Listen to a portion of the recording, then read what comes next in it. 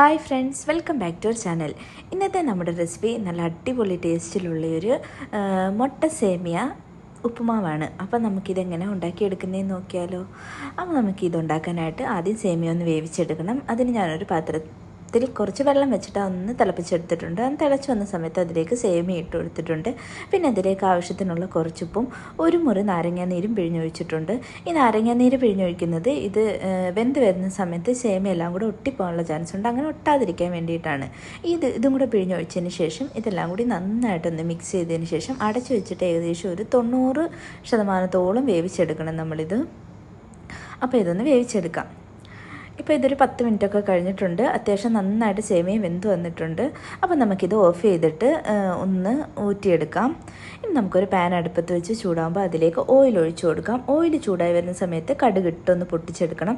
കടുക് പൊട്ടിക്കഴിയുമ്പോൾ അതിലേക്ക് ഉഴുന്ന് പരിപ്പിട്ട് കൊടുക്കാം. ഉഴുന്ന് പരിപ്പും ഒന്ന് പൊട്ടിക്കഴിയുമ്പോഴത്തേക്ക് 1 ഇഞ്ച് നീളത്തിനുള്ള ഇഞ്ചി ഇതുപോലെ ചെറുതായിട്ട് കട്ട് ചെയ്തതാണ്, അതും കൂടി ഇട്ട് കൊടുത്ത് ഒന്ന് മൂപ്പിച്ചെടുക്കാം. ഇത് മൂത്ത് കഴിയുമ്പോൾ നമുക്കിതിലേക്ക് ഒരു സവാള ചെറുതായിട്ട് കൊത്തി അരിഞ്ഞതും അതുപോലെ തന്നെ 2 പച്ചമുളകും പിന്നെ കുറച്ച് കറിവേപ്പില ചെറുതായിട്ട് കട്ട് ചെയ്തതുമാണ്. ഇതെല്ലാം കൂടി ഇട്ടിട്ട് ഒന്ന് ചെറുതായിട്ട് വഴണ്ട് വരുന്ന സമയത്ത് നമുക്കിതിലേക്കൊരു 1/4 ടീസ്പൂൺ അളവിൽ ഉപ്പും അതുപോലെ തന്നെ ഒരു 1/4 ടീസ്പൂൺ അളവിൽ മഞ്ഞൾപ്പൊടിയും ചേർത്ത് കൊടുക്കാം.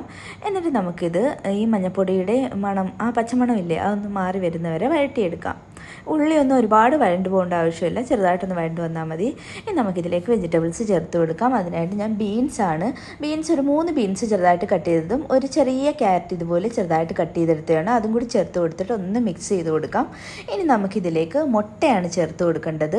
അപ്പോൾ ഞാനിപ്പോൾ ഒരു മുട്ടയാണ് എടുത്തിട്ടുള്ളത്. നമുക്ക് 1-2 മുട്ട ഇതിലേക്ക് ചേർത്ത് കൊടുക്കാം.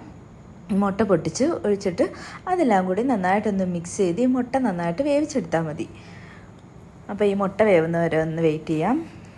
ഇപ്പം മുട്ടയൊക്കെ അത്യാവശ്യം നന്നായിട്ടൊന്ന് വെന്ത് വന്നിട്ടുണ്ട്. ഇനി നമ്മൾ നേരത്തെ വേവിച്ച് വെച്ചിരുന്ന ആ സേമിയയില്ലേ, ആ സേമിയയും കൂടി ഇതിലേക്ക് ചേർത്ത് കൊടുത്തിട്ട് എല്ലാം കൂടി നന്നായിട്ടൊന്ന് മിക്സ് ചെയ്തെടുക്കാം. വളരെ സിമ്പിളായിട്ട് ഉണ്ടാക്കിയെടുക്കാൻ പറ്റുന്ന റെസിപ്പിയാണ്. അപ്പോൾ ഇതെല്ലാം കൂടി നന്നായിട്ടൊന്ന് മിക്സ് ചെയ്തെടുക്കാം. നമ്മൾ നാരങ്ങാനീര് ഒഴിച്ചതുകൊണ്ട് തന്നെ കട്ടയൊന്നും പിടിക്കാതെ നമുക്ക് കിട്ടിയിട്ടുണ്ട്. അപ്പോൾ ഇതെല്ലാം കൂടി മിക്സ് ചെയ്തതിന് ശേഷം തേങ്ങ ഇഷ്ടമാണെങ്കിൽ, അത് ഓപ്ഷണലാണ്, ഇഷ്ടമാണെങ്കിൽ നമുക്ക് ചേർത്ത് കൊടുക്കാം. തേങ്ങയും കൂടി ചേർത്ത് കൊടുത്തിട്ട് എല്ലാം കൂടി ഒന്നും കൂടി ഒന്ന് മിക്സ് ചെയ്തെടുക്കാം. അപ്പോൾ ലാസ്റ്റായിട്ട് നമുക്ക് കുറച്ച് മല്ലിയില ചെറുതായിട്ട് കട്ട് ചെയ്തത് ഇതിലേക്ക് ഒന്ന് ഇട്ട് കൊടുക്കാം. എന്നിട്ട് നമുക്ക് സെർവ് ചെയ്യാവുന്നതാണ്. അപ്പോൾ നല്ല അടിപൊളി ടേസ്റ്റിലുള്ള ഉപ്പുമാവാണ്. എല്ലാവരും ഇതൊന്ന് ട്രൈ ചെയ്ത് നോക്കിയിട്ട് ഫീഡ്ബാക്ക് അറിയിക്കേണ്ടതാണ്. അതുപോലെ എൻ്റെ ചാനൽ സബ്സ്ക്രൈബ് ചെയ്തിട്ടില്ലെങ്കിൽ ഒന്ന് സബ്സ്ക്രൈബ് ചെയ്യണേ. അപ്പോൾ വേറൊരു വീഡിയോ ആയിട്ട് വീണ്ടും കാണാം. ബൈ.